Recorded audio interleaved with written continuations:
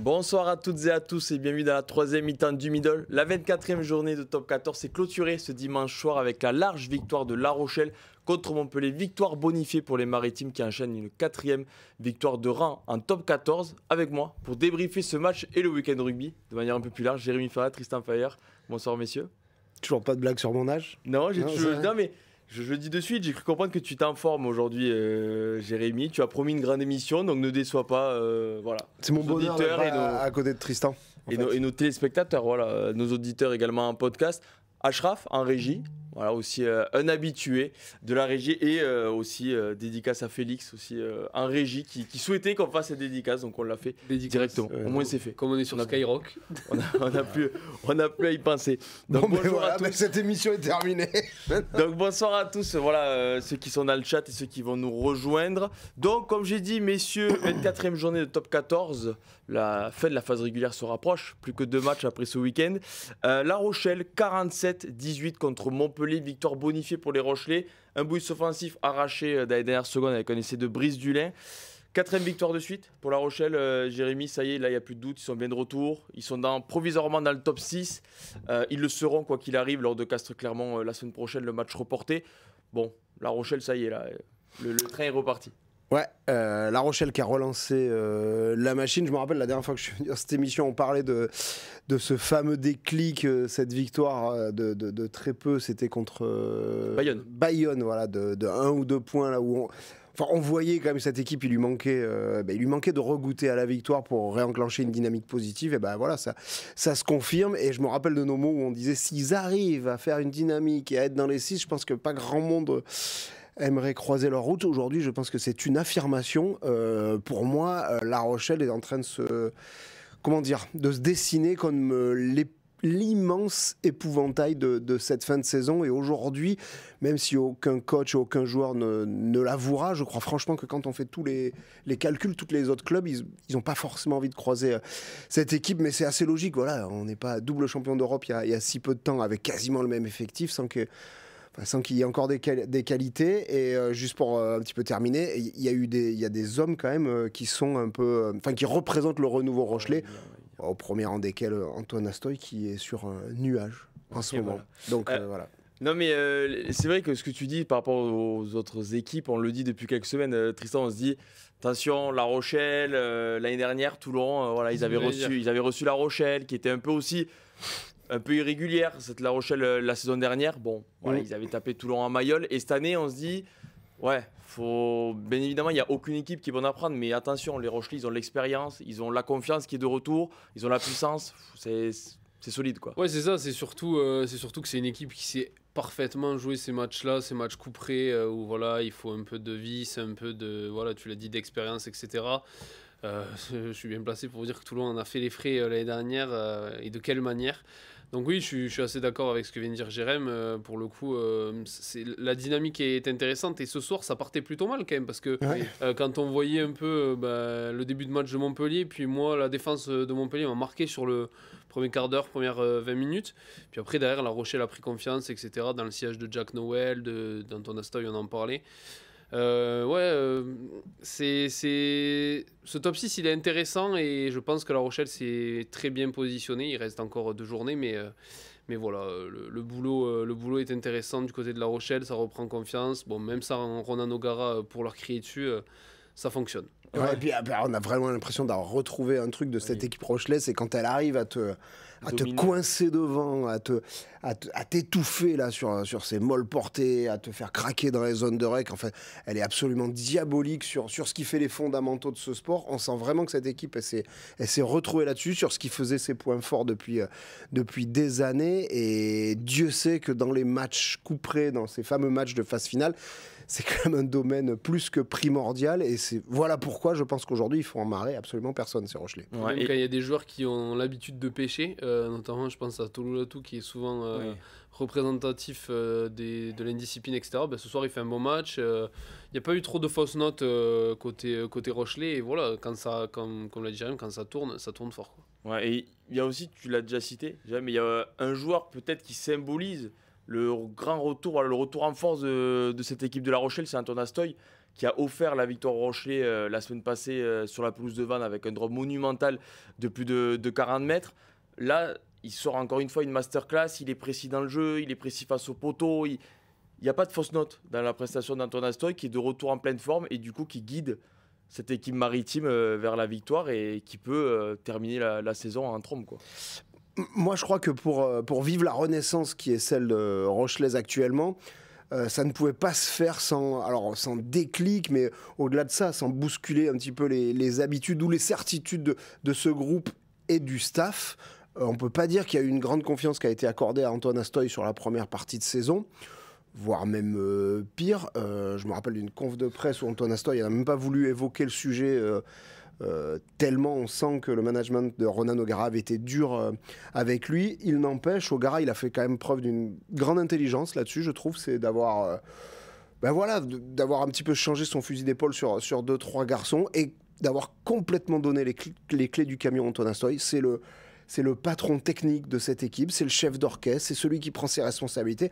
Et force est de constater que ça lui réussit grandement et surtout que ça réussit à son équipe. On a le Antoine Astoy de sa première saison rochelaise. On a ce garçon doué, inspiré, précis, qu'on avait un petit peu perdu ces derniers mois, voire depuis un an et demi, 2 ans.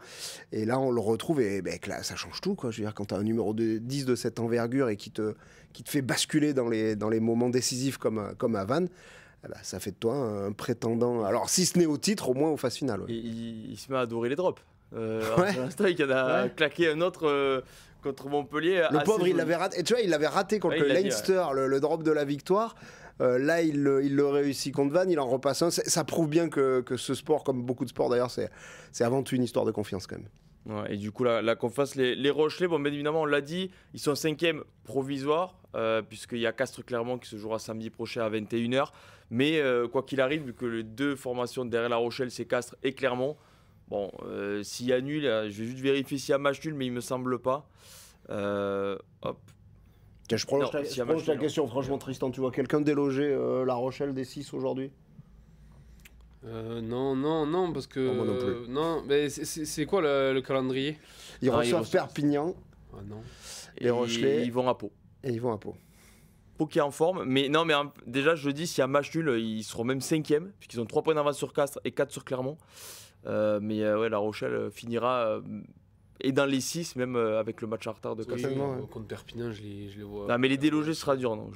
Surtout que La Rochelle-Perpignan, pour les 2 équipes, il serait important, mais Perpignan, c'est pas top en ce moment. Et puis, vu que le cœur de Tristan est un peu toulonnais, il en a parlé tout à l'heure, recevoir La Rochelle en barrage, je sais pas qui les recevra s'ils doivent se déplacer en barrage, mais ouais, ça sera pas cadeau. Franchement, je pense que même que mentalement, peut-être que les Rochelais arriveront avec un avantage. À la Castres, quoi, finalement. Avec un avantage. Ouais, l'avantage, oui. L'avantage, c'est sûr que ce qu'on dit là, je pense que toutes les équipes se le disent. Donc, mis à part aujourd'hui Toulouse qui a assuré d'être en demi, Bordeaux est bien parti, mais tu te dis, oui, t'es Bayonne, t'es Toulon. Par exemple, Bayonne, on parle beaucoup de la qualification historique. Ils y vont tout droit, les Bayonnais, même pour leur barrage à domicile. Ils sont invaincus. C'est la seule équipe qui est invaincue à domicile.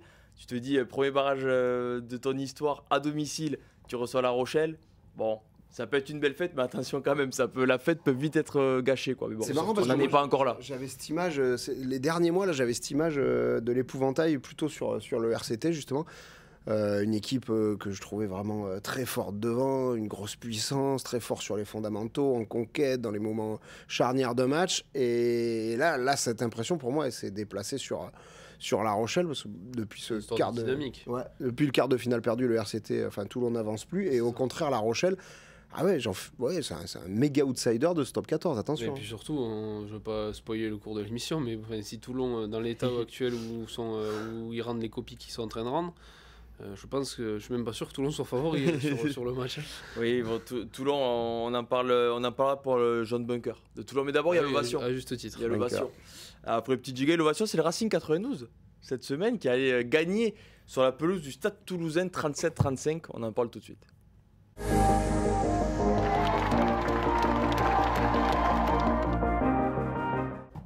Alors, dans ce top 14, la moindre victoire te laisse espérer quelque chose. Alors le Racing, oui, peut toujours croire au top 6 puisqu'il est aujourd'hui à 6 points.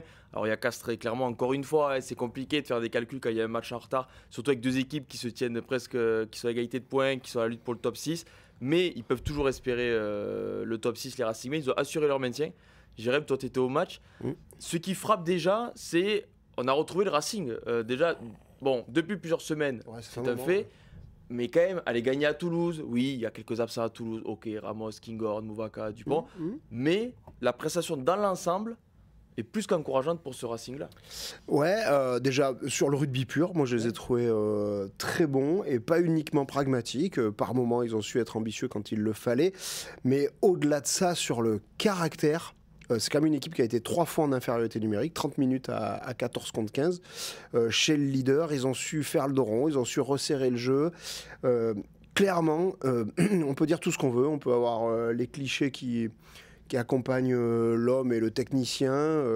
Mais depuis que Patrice Collazo est arrivé au Racing, moi je vois une équipe qui a retrouvé une identité. Je vois une équipe qui a retrouvé du caractère. Je vois une équipe qui a retrouvé une unité que je voyais beaucoup moins sur la première partie, enfin, que je voyais quasiment pas sur la première partie de saison. Alors certes, elle manque encore de régularité, et on l'a vu notamment sur le nul à domicile contre Bayonne, mais voilà, en tout cas, je pressens en tout cas quelque chose pour la suite. C'est peut-être pas pour cette fin de saison, parce qu'ils partent de très loin pour aller dans les 6. Mais aujourd'hui, en tout cas, je ne sais pas la décision que prendra Jackie Lorenzetti, mais d'extérieur, je me dis que Patrice Collazo a largement réussi sa mission et a largement mérité de continuer avec ce groupe pour voir si ce n'est pas juste le début d'une aventure. Et du coup, Patrice Collazo, c'est le pompier le plus talentueux de France ? Ouais, non, mais après, je pense que ce serait dommage de le réduire à ce rôle de pompier. Voilà, il a eu ce poste à Montpellier, il l'a pris, il l'a eu au Racing. En plus, c'est un club qui lui tient à cœur parce qu'il avait commencé comme entraîneur, je crois, là-bas. Il l'a pris, mais ce serait peut-être sympa de le voir continuer cette aventure parce qu'il est en train de faire. Et franchement, sur le match à Toulouse, sachant que Toulouse est revenu plusieurs fois au score, les Racingmen, ils ont réussi à réenclencher derrière. Et non, franchement, chapeau, quoi. Et puis il y a les cadres aussi du Racing. Les cadres, voilà, quand tu as Le Garec qui est à ce niveau, quand tu as Gaël Ficou qui est à ce niveau, tu as Joshua Tussevant en 12. Alors oui, il ne traverse pas le terrain. On a vu les Toulousains qui ont bien réussi à le freiner, notamment Paul Coste, on en parlait. Mais bon, sur l'essai de Ficou, il y a 3 mecs qui sont sur lui, forcément pour l'arrêter, ça crée des décalages. Quand tu as les leaders qui fonctionnent, l'équipe fonctionne et tu peux te permettre d'aller gagner à Toulouse. Non mais ouais, il y a des cadres, mais pour rebondir sur ce que dit Jérém, je trouve que l'identité, retrouver, moi j'ai l'impression qu'on a vraiment trouvé une identité. Ouais. J'ai pas souvenir que le Racing ait été aussi craint devant comme il peut l'être là actuellement. Ah, sur le début de l'ère travers la bite ou alors ça fait très longtemps en tout cas que le Racing, ils sont sacrés et tout, mais bon, ça commence à remonter. Ils sont sacrés en 2016. Que le Racing n'avait pas été aussi craint devant, aussi efficace, aussi structuré, aussi propre. Voilà, on parle de cadre. Moi je trouve que oui, voilà, mais comme Le Garec, il arrive à amener cette équipe, il insuffle une confiance, un caractère. Ficou, on en parlait. Tuissova, c'est lui qui fixe 3 joueurs et qui fait la passe. Enfin, il y a une vraie alchimie qui se passe et Collazo arrive à concerner ces mecs qui, on avait l'impression, se foutaient un peu du club. Enfin, moi, l'image que j'en avais avant, c'était des mecs qui s'en foutaient un peu du club, etc. Là, tu sens vraiment les mecs concernés. On a vu Le Garec en parler à la fin avec les larmes aux yeux, peut-être parce qu'il va partir aussi, mais il y a un vrai truc derrière. Et c'est presque dommage qu'il soit trop loin. Parce que ça aurait pu être une des équipes surprises de la fin de saison. Je pense que ça va être trop compliqué, sincèrement, pour accrocher le top 6. Mais il y a le top 8 déjà. Mais il y a le top 8. Bon, on sait que pour le Racing, c'est important la Champions Cup. Bon, pour tous les clubs, mais le Racing a toujours joué. C'est pas compliqué. Le Racing, déjà, a toujours joué la phase finale depuis qu'ils sont remontés. Donc la saison 2009-2010. C'est marrant, la question a été posée hier soir. Mais bon, on n'a jamais été aussi proche de ne pas les voir en phase finale. Donc peut-être que cette année. La question a été posée à Le Garec. Sa réponse était assez marrante, quoi. Lui, il disait qu'il croyait pas à la loi des séries et il disait même, voilà, ces dernières années, pour tout vous dire, je crois qu'il y a des fois, on est allé en phase finale juste pour aller en phase finale. Si c'est juste pour dire on continue la série, en gros, moi je m'en fous. Mais je suis pas certain qu'on est allé en phase finale pour être champion ces dernières années. Et c'est vrai qu'il y a des barrages qui marquent, mais il y a des barrages du Racing, je me souviens à Bordeaux, tout ça, où ils prennent plus de 30 points et en fait, ils sont éliminés. Bon, la logique est respectée, mais c'est vrai qu'il n'y avait pas trop de. Voilà, il n'y a pas d'image qui marque ces dernières saisons du Racing en phase finale, alors que c'est une des équipes les plus régulières du top 14. Tout à Il y fait. en a qui en ont Tout à loupé. fait. Et puis eux, ils sont toujours là. J'en profite juste, un immense coup de chapeau, tu l'as dit, mais à Le Garec. Franchement, le mec, il s'en va en fin de saison. Il a un statut d'international qui aurait pas été remis en cause quoi qu'il arrive. Il est dans les 3 meilleurs numéro 9 de France. Il aurait pu franchement pas s'en foutre. Il y a toujours les discours de je veux quitter avec une belle image, un club, machin. Enfin, lui, il met les actes à côté. Ce qu'il fait depuis 2-3 mois, c'est masterclass, quoi. Franchement. Je me rappelle le match contre le Stade Français où le démarrage du match quand même est très compliqué. C'est lui qui les laisse quasiment dedans tout seul. Là, hier soir à Toulouse, il nous sort une prestation franchement XXL. En conf de presse, vous auriez vu après le match son émotion, mais aussi sa détermination. Franchement, moi je dis, c'est marrant parce que Patrice Colazo, en parlant du Racing, il disait, tu vois, il y a les discours, mais transposer le papier au terrain, c'est pas toujours simple. Il disait justement, je suis admiratif de Toulouse parce qu'ils arrivent souvent à le faire. On sentait que lui, il était content que son équipe l'ait fait, mais elle l'a fait notamment parce qu'un garçon comme Nolan Le Garec, moi je trouve, est absolument exemplaire et amène tout le monde dans son sillage. Et Il a pris une épaisseur. Avant, Chapeau. avant, on le catégorisait beaucoup dans le côté fougue, capable de déclencher des actions, etc. Maintenant, il est devenu ultra complet. Franchement, c'est devenu un vrai patron. Et aux Oscars à Toulon, j'en discutais avec Baptiste Sorin, où j'ai fait une petite vidéo avec lui. Il me dit le joueur le plus talentueux du top 14, c'est Nolan Le Garec. Bon. Et c'est lui qui a dit ça. Venant d'un de ses concurrents, j'ai trouvé ça plutôt classe. Et il faut avouer que sur ces derniers mois. Et j'avais une unpopular opinion. Voilà, attention. Non, mais je pose la question. La théorie de Vincent Franco. Non, je trouve qu'on lui a trop vite tapé sur les doigts, mais Dan Lancaster. Non, mais vraiment, J'allais depuis le dire tout à la l'heure. seconde partie de saison, Dan Lancaster, il fait un gros match à Toulouse. Alors, il sort fait un gros excellent match à Pau déjà quand ils étaient en galère. Est-ce Ils qu'il avaient avait gagné pas à un délit Pau. de sale gueule parce que c'était le fils de Ouais, Flirt. alors il joue beaucoup moins, quand même, faut le dire, depuis que son père est parti, certes. Mais Il est je peut-être libéré trouve aussi. que c'était beaucoup trop facile de lui taper dessus. Il a fait des mauvais matchs, mais il faut aussi dire, moi je trouve que depuis quelques sorties, il est bon. Ouais, alors, À Toulouse, il a été bon. je vais rejoindre un peu Tristan. Je pense quand même qu'il a payé un petit peu son nom. Bah oui. Clairement, mais je l'ai vu faire des mauvais matchs cette saison, mais je l'ai vu aussi faire des bons matchs. Tu citais celui à Pau. Moi, je l'ai vu faire, je couvrais ce match-là à Montpellier. Il fait une entrée où, franchement, il prend les choses en main. Le Racing est pas loin de retourner le match en fin de rencontre. Il n'y est pas pour rien du tout. Il fait un bon match en quart contre le Connard. Ouais, moi, je crois que c'est un garçon qui, stratégiquement déjà, me semble très bien comprendre et lire ce jeu. Dans l'exécution technique aussi, il est plutôt propre, il a un bon pied.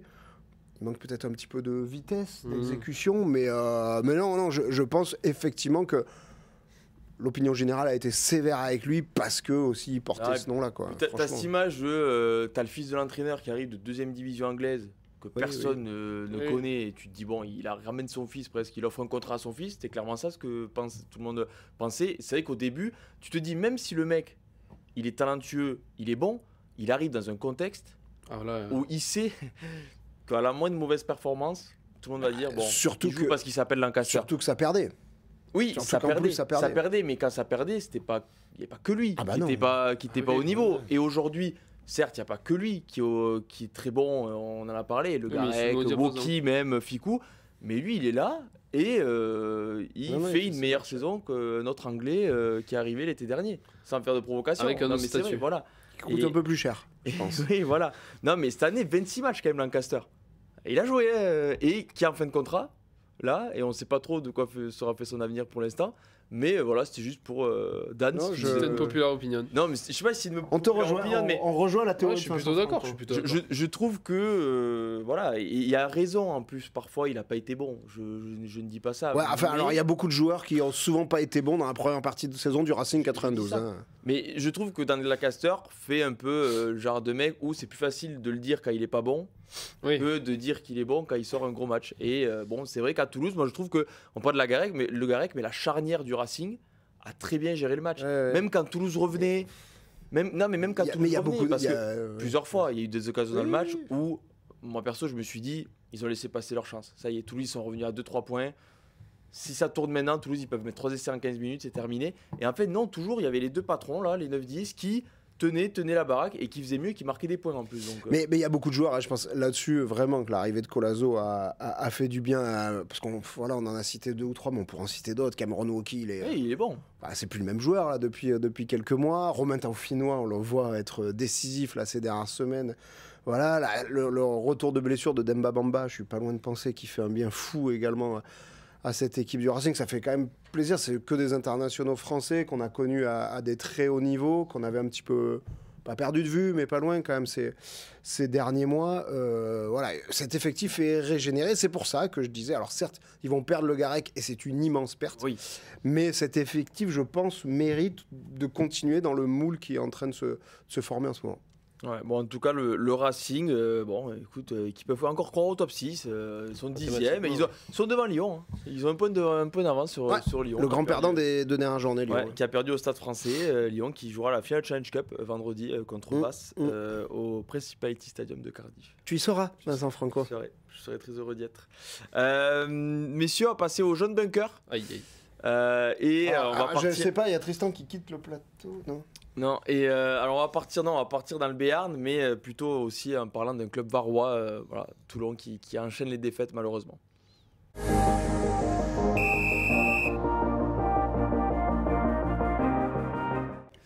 Ouais, car malheureusement pour le RCT, ça va pas fort depuis le quart de finale perdu contre Toulouse de Champions Cup. C'est vrai qu'on a l'impression qu'il a fait très très mal à la tête, celui-là. Il l'a fait. De par le scénario, voilà, ils l'ont jamais caché.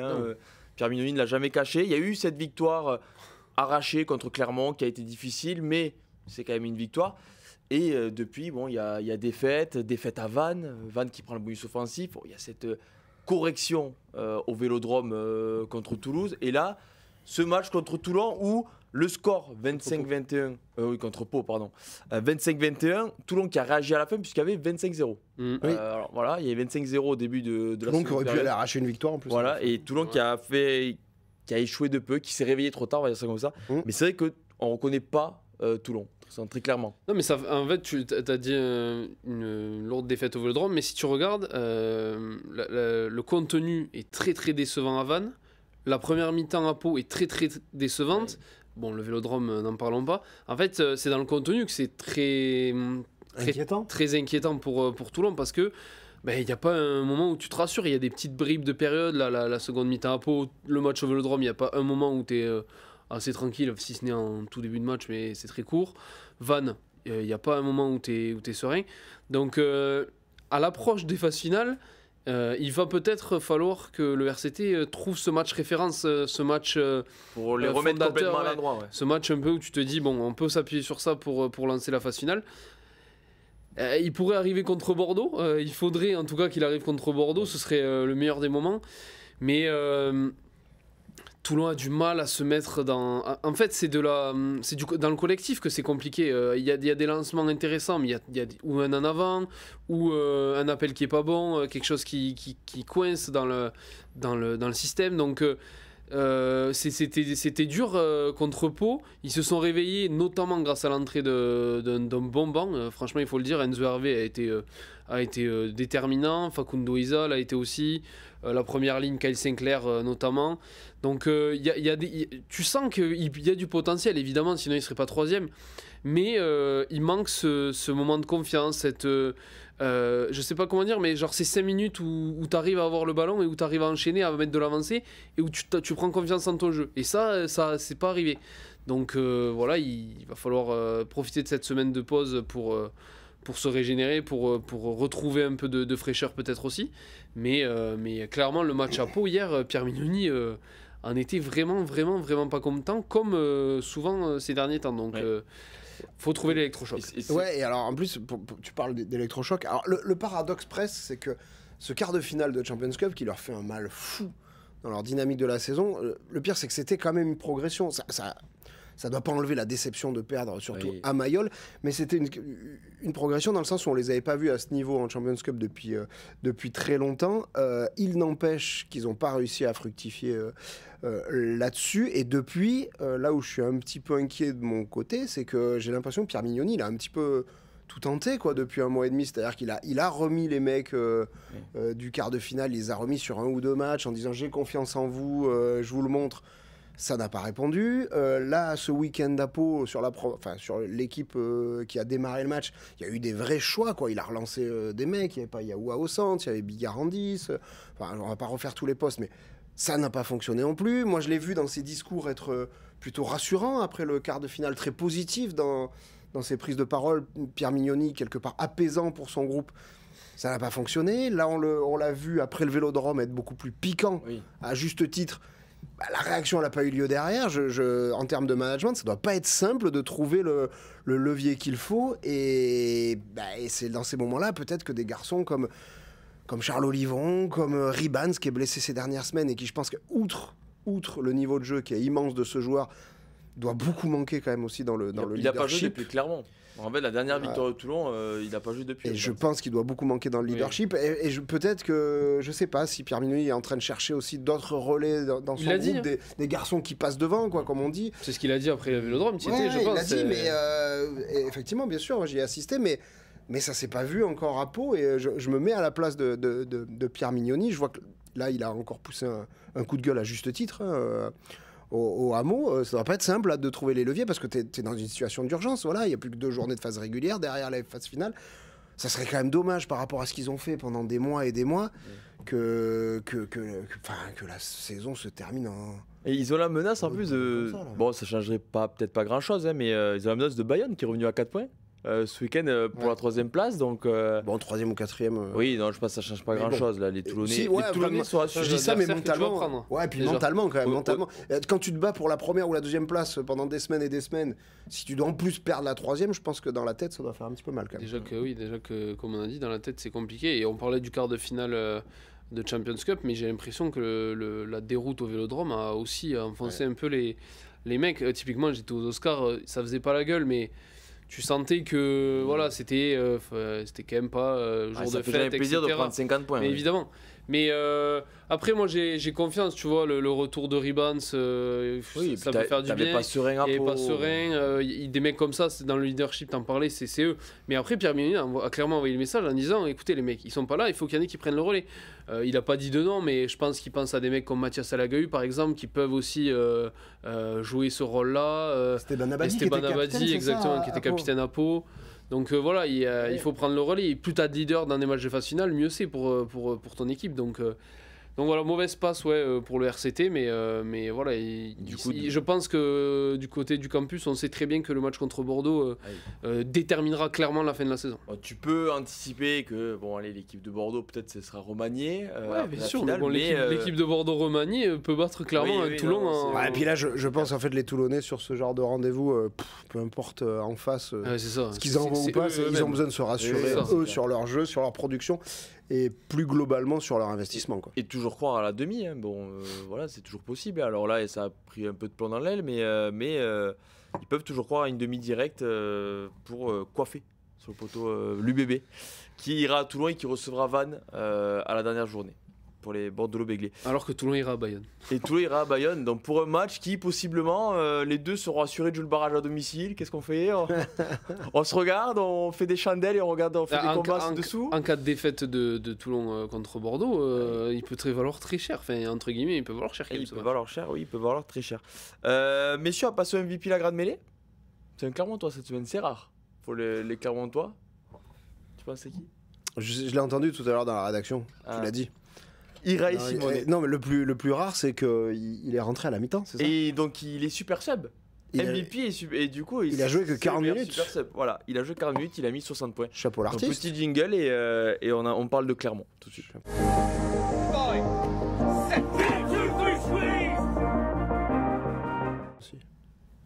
Pardon? Ce soir, je crois qu'Aldrit... Et oui, mais Aldrit en a passé, mais il me semble, vous mettez le doute, parce qu'il y a Yato aussi, mais je crois qu'Yato, il avait un peu moins... Aldrit, il s'en approche, je crois, ce soir. Ouais, Yato, il a dépassé un peu. Il a 65, Yato. Bon, on part sur Simone. 40 minutes. Oui, 40 minutes. 40 minutes. Surtout... Ramener à la minute, quand même. Oui. Tu me sauves bien, merci, je te remercie. Je te remercie. Non, mais oui. Et il était remplaçant. Bon, déjà, ceux qui l'ont mis super sub, alors... Bon... pas grand monde. Il y a quelqu'un qui a mis Iraï Simone super sub, bravo, oui, bravo à lui ou elle, parce que là c'est très bien joué. Mais non, de manière un peu plus générale, ce Clermont qui parfois en termes de jeu n'était pas très enthousiasmant. C'était un peu irrégulier, notamment certaines performances à l'extérieur, même à domicile. Là, ils ont pris 5 points contre Perpignan. Sur le papier, ils étaient favoris, ils ont assumé leur statut contre l'USAP, il n'y a pas de problème. Les Clermontois sont là presque où ils voulaient être au début de la saison, quoi. Ils y sont dans la course à la phase finale, à 2 journées de la fin. Il leur reste un match en retard à jouer à Castres, pas simple, mais ils ont quand même 3 matchs à jouer, d'autres en ont que 2, tous leurs concurrents. Donc voilà, le Clermont-Durios est clairement dans la course. Moi j'ai l'impression que c'est peut-être l'équipe qui fait le moins de bruit. Oui, voilà, non mais c'est ça. Qui est là, qui est en place et qui est peut-être même dans la meilleure des positions parce que franchement, qui aujourd'hui place Clermont en candidat au titre, même qui place Clermont dans les 4 en demi-finale, et je pense que ça leur va bien, quoi, en fait, cette position-là, parce que moi j'ai l'impression que ça fait des semaines et des semaines qu'ils gagnent le match qu'il faut à chaque fois pour rester dans ces 6 ou en tout cas prétendre y être. Ils ont fait quand même une bonne partie du chemin, et s'ils se retrouvent en phase finale, c'est typiquement le genre d'équipe qui a vraiment, mais alors vraiment rien à perdre, quoi. Donc, Clermont avance, quoi. Tu mets une pièce sur Clermont ? Non, j'en ferai pas. Non, j'en ferai pas un candidat immense à quelque chose en fin de saison. Je me dis juste, sincèrement, qu'à partir du moment où ils sont dans les 6, la saison sera réussie. De là où ils viennent, ils sont encore en construction, eux, ils ont besoin d'évoluer par rapport à là où ils étaient. Tu sens qu'il va encore falloir. Il y a eu la prolongation de Christophe Herreros, la prolongation du staff, donc ils partent sur un projet qui est encore pas au début, mais pas loin, encore à moyen et long terme. Donc cette équipe-là, en refaisant cette année, elle a été en Champions Cup. Là, s'ils se qualifient pour les phases finales, ils vont franchir une marche supplémentaire. Voilà, ils avancent, et comme je dis, franchement, ils font pas de bruit, quoi. Ils font pas de bruit. J'ai l'impression que Christophe Herreros, généralement, il aime bien ça, non ? Oui, il aime bien ça. Ce côté outsider. Ces dernières années, ça a apporté ses fruits parfois. En 2018 notamment, je ne sais pas si certains se souviennent. 6e de la phase régulière avec Castres et champion à la fin. C'était l'année de tes 40 ans, non, déjà, non ? Tu vois, ça faisait longtemps. Il a attendu quand même. Oui, mais en fait, j'allais pas le faire. Si tu m'avais pas taquiné dès le début, par contre, c'était celle de tes 9 ans. C'était bien, oui, et je m'en souviens bien. Mais clairement aussi, c'est Gabin SM qui reçoit le Stade Français, qui recevra le Stade Français et ira à Montpellier. Donc c'est pas non plus insurmontable. Il y a des calendriers plus compliqués que ça, sur le papier en tout cas, même si le Stade Français a gagné ce week-end. Et du coup, il reste Simonet qui s'est un peu fait chambrer, Baptiste Jonot, qui chambrait Simonet sur notamment sa vitesse. Sur sa vitesse, c'est vrai que le dernier essai, il a bien surpris la défense perpignanaise. Iraï Simonet qui va être replacé, je crois, définitivement à l'ouverture l'an prochain. Il se pose la question. Ouais, mais même je crois que les Clermontois, ils sont partis pour avoir... Il l'avait essayé au Leinster, si je ne me trompe pas. Donc ils sont partis pour avoir Petit cadeau quand même. Plumeur, le néo-zélandais en numéro 1, et je crois que c'est Simonet et Tom Raffi, les deux autres ouvreurs du groupe.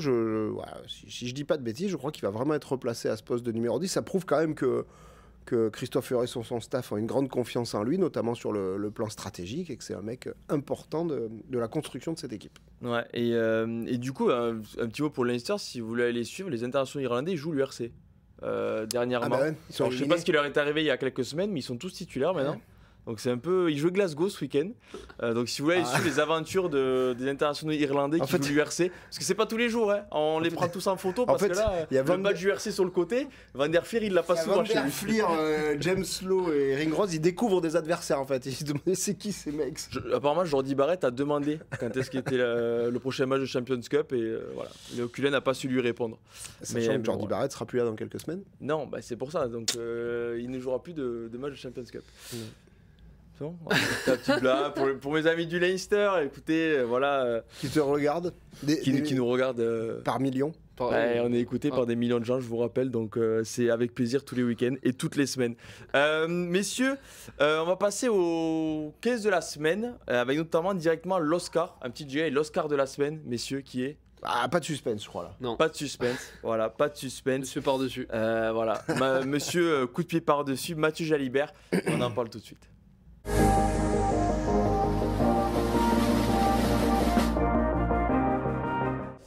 Car oui, voilà, Mathieu Jalibert a fait mal au castré. Xavier Sadourny l'a avoué avec un sourire, lui, ancien demi d'ouverture, qui a apprécié franchement la performance de Mathieu Jalibert, notamment les coups de pied par-dessus, qui a dit que voilà, c'était inestimable d'avoir un joueur comme ça, qui était toujours là et toujours bon, et quand il est en confiance, c'est compliqué de l'arrêter. Et force est de constater voilà, qu'il est en confiance, Mathieu Jalibert, depuis de longues semaines, et il a encore livré un récital contre Castres, tout simplement, donc c'est que du plaisir pour les yeux. Dans le monde du football, il y a actuellement un jeune joueur qui s'appelle Lamine Yamal et pour qui les gens payent leur billet. Moi, dans des stades de rugby, je paye mon billet pour voir Mathieu Jalibert. Tu sais toujours qu'il va se passer quelque chose d'intéressant, une action, un coup de rein, un petit par-dessus qui est devenu sa spéciale. Je suis complètement d'accord avec Xavier Sadourny, c'est le joueur frisson par excellence. Il en manque pas vraiment à Bordeaux des joueurs frissons, mais ouais, lui il est capable de faire des choses exceptionnelles sur un terrain. Alors oui, on l'a dit 1000 fois, tout le monde le dit, il est capable d'avoir des défauts aussi évidemment, mais combien de qualités pour des défauts, enfin tous les jours, je pense que n'importe quel manager accepte ses défauts pour ce qu'il est capable d'amener sur un terrain. Les par-dessus qui réussit sur son essai, la vista, avec une magnifique remise intérieure de Bentami Founa, il faut la souligner aussi, parce que c'est quand même assez rare, mais l'essai qu'il met, il est exceptionnel. Et puis voilà, dans la gestion du jeu, dans la capacité à orchestrer cette patrouille de France que tout le monde applaudit, lui il est capable, il sait doser, il sait quand attaquer, quand gérer, et puis on va pas se mentir, je sais plus qui l'a dit, je l'ai vu passer, mais si Bordeaux gagne la Champions Cup, je pense que ça passera aussi notamment par une grande performance de Mathieu Jalibert. Ouais, c'est surtout ça, il est au pic de sa forme, c'est ce que pile au bon moment. Ce qu'il faut souligner, c'est à quel point il est dans sa plus grande forme, au meilleur des moments, et ça crée un contraste immense par rapport à la saison dernière, où on avait dit qu'après le tournoi Destination, l'UBB avait un petit peu décliné, même s'ils avaient quand même fini en finale top 14, ce qui marquait déjà une progression de ce club, mais sur les rotules, et c'était dû en partie aussi au déclin physique de leur maître à jouer. On se rappelle qu'il s'était blessé pendant le tournoi Destination, et derrière, il avait traîné ça sur toute la fin de saison, et ça avait été assez fatal pour l'UBB, tant ce joueur est absolument primordial pour orchestrer le jeu de Bordeaux. Là, ça prouve à la fois, évidemment, il y a un petit peu, des fois, il y a de la malchance quand on se blesse, donc tant mieux s'il a réussi de ne pas s'être blessé, mais ça prouve aussi que certainement, lui, a peut-être géré sa saison un petit peu différemment pour arriver dans cette forme optimale, encore une fois, sur les matchs de phase finale, ceux qui comptent vraiment. Ça prouve aussi que le staff, j'allais y venir justement, le staff depuis le début de saison l'a ménagé par moment, donc l'a géré, parce que eux savent combien il est essentiel de l'avoir sur le terrain, combien le binôme qu'il forme avec Maxime Lucu est vital, j'allais dire, pour l'UBB. Et effectivement, avoir son maître à jouer dans une telle forme quand on va jouer une finale de Champions Cup et quand les phases finales de Top 14 approchent, c'est une aubaine pour Yannick Bru. C'est surtout que Yannick Bru, il a avoué avoir appris la semaine dernière, parce qu'il a rappelé quelque chose que je pense beaucoup de monde avait oublié. Il dit là, parce que c'était quoi qu'il arrive, il sortait à la 50e. Yannick Bru l'a dit, ils auraient pu perdre de 15 points ou gagner de 15 points, ce qui gagnait de 20 points. C'est plus facile à dire quand tu gagnes, je pense. Mais, quand tu gagnes à ce moment-là. Lucu Jalibert, et il a rappelé, il a dit la saison dernière journée, Bordeaux-Oyonnax qui était déjà relégué, il dit il était titulaire. Il dit on l'a pété à ce match-là. Alors je peux vous dire que dès que je peux le sortir maintenant, ça sera peut-être pas là à Toulon. Voilà, il disait presque je vais pas faire l'erreur deux fois. Rappelez-vous le match juste après le tournoi aussi, où ils reçoivent le Stade Toulousain au Matmut Atlantique, où Mathieu Jalibert, tout le monde pense qu'il est trop juste. Finalement, c'est un peu la surprise de la compo. Il revient parce qu'il avait très envie de jouer ce match.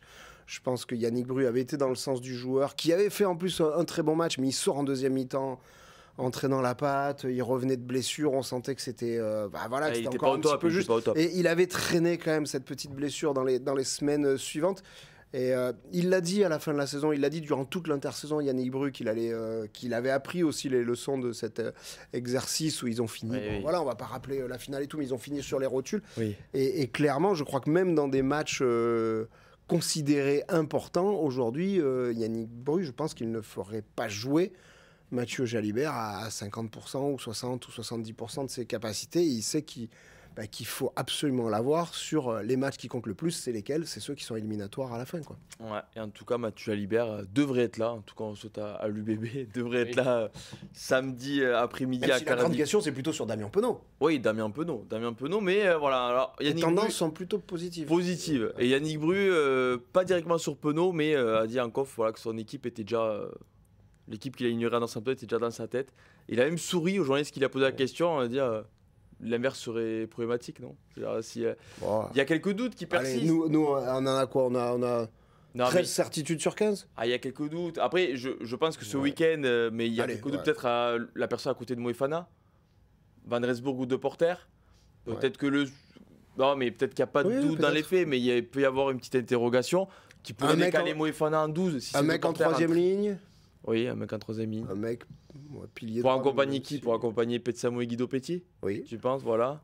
Donc non, on peut miser comme ça, mais non, mais bien sûr dans un peu c'est positif, mais en tout cas je pense que de mon avis il y a une interrogation de Porter Van Resburg, à voir le choix qu'ils feront, mais Peu importe les deux, je pense que c'est quand même. oui, non, même juste très solide. ce que ça change c'est que ça met Moefana 12 ou 13. Oui, c'est pas le même C'est-à-dire profil. que, bon, du coup. voilà, mais bon.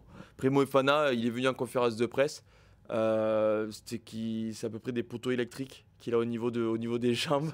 C'est un délire. Déjà, j'ai halluciné en tribune de presse, je regardais, et je disais à Nicolas Hugo, je disais, oh, les jambes qu'il a, Moefana, en plus, il baisse ses chaussettes. Alors que nous, moi, perso, si je baisse les chaussettes, ça fait un peu jambes de crevette. Ah, il a des cuisseaux, tu te dis, ouais, le mec, quoi, ça doit piquer. Après, Van Resburg est pas trop mal dans le genre non plus. Parce que non. Van Resburg, Moefana, bon, c'est costaud. Mais bon, du coup, on va continuer le 15 de la semaine. Et la dernière catégorie, c'est pour le Stade français. Messieurs, quand même, un des enseignements aussi, c'est que le Stade français fait la bonne opération du week-end. Vannes, 0 points. Perpignan, 0 points. Mais le Stade français, un peu au tableau d'affichage d'écart avec Lyon, mais du coup, ça fait 4 points à l'arrivée. Et ça fait que le Stade français finit cette 24e journée 12e. Alors, il y a un homme aussi, c'est Sekou Makalou, on en parlait aussi, Tristan, voilà, qui assume quand même son statut ces dernières semaines, mais de manière un peu plus large.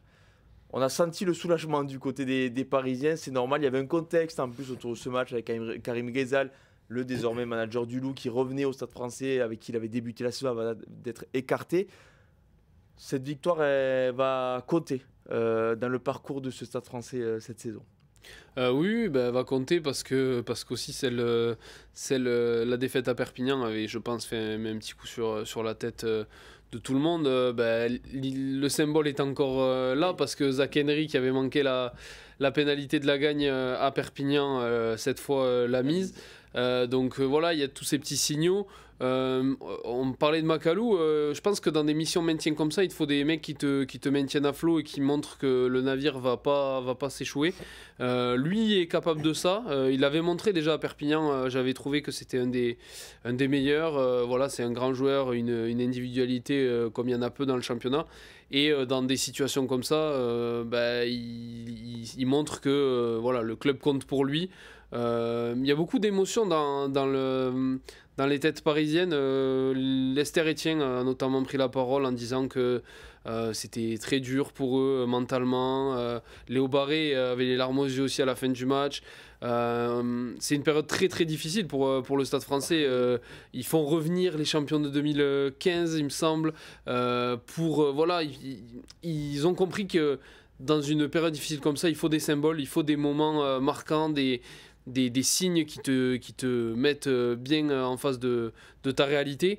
Et voilà, le Stade français souffle, mais c'est pas fini. Je pense que jusqu'à la fin, personne ne respirera complètement. Donc voilà, il reste du chemin, mais comme tu l'as dit, le Stade français a fait un pas, on va pas dire un grand pas, mais un pas important pour ce maintien. Moi, je crois que paradoxalement, la défaite à Perpignan leur a prouvé qu'ils étaient dans le vrai. Parce qu'ils ont ramené un point de Perpignan, ils ont eu la gagne au bout du pied d'Henry à la fin du match, dans un chaudron, comme on peut le connaître à Aimé Giral, dans ce genre de contexte, où franchement, on avait des immenses interrogations sur les semaines précédentes, sur la capacité de réaction et le caractère de cette équipe parisienne. Et je crois franchement que ça les a rassurés sur leur unité actuelle, sur leur potentiel actuel, et qu'ils sont ressortis finalement grandis d'Aimé Giral, malgré le seul point ramené. Et c'est marrant de voir que là, c'est eux qui ont réagi contre Lyon, parce qu'ils ont fait un début de match cauchemardesque. Ils perdaient 17-0, et ces dernières semaines, on a souvent vu On avait souvent vu le Stade Français s'écrouler. Voilà, le Stade Français qui menait notamment, je me rappelle, dans le derby contre le Racing avant de plier rideau, plus personne. Et là, c'est eux qui sont revenus dans le match. C'est eux qui ont repris les choses en main. Et ça en dit long, en tout cas, sur l'état d'esprit qui anime peut-être de nouveau ce groupe et sur lequel on avait beaucoup de questions à se poser ces derniers temps. Et je te rejoins sur l'émotion des mecs et la capacité de certains, au premier rang desquels Sékou Makalou, à assumer leur statut. Peut-être enfin, d'ailleurs. Et il fallait peut-être en passer par là, dans cette situation quasiment catastrophique. Mais oui, ce garçon prend ses responsabilités à ce moment. Et croyez-moi que le Stade Français en a besoin. Ouais, et le Stade Français a du coup 5 points d'avance sur Vannes, 14e, et 1 point d'avance sur Perpignan. C'est Perpignan qui a 4 points d'avance sur Vannes. On rappelle que Perpignan, Vannes, si égalité, c'est Perpignan qui est devant, donc ça peut compter. Et le choix des Vannetais ne peut pas prendre ce point à la fin. Non, mais attention, moi je suis pas en train de dire ils auraient marqué l'essai, tout le monde aurait applaudi et dit bravo et ils se sauvent. Je dis juste que ce point, après, voilà, c'est une histoire. C'est toujours une histoire de décision, le rugby. Hein. Si tu marques, t'as raison. Si tu marques pas, t'as tort. J'espère pour eux, en tout cas, qu'il leur manquera pas ce petit point à la fin. Et puis juste pour parler de 30 secondes de Vannes, quand bien même il leur manquerait ce petit point et ils descendraient, je pense sincèrement que ce serait évidemment triste pour tous les supporters, mais quand on se retournera et qu'on regardera la saison qu'ils ont fait, les matchs, les copies qu'ils ont rendues, je pense qu'au final, Spitzer pourra quand même être fier de ce qu'il a fait en top 14. Je leur souhaite pas de descendre parce que petit poussé, etc. L'histoire serait belle.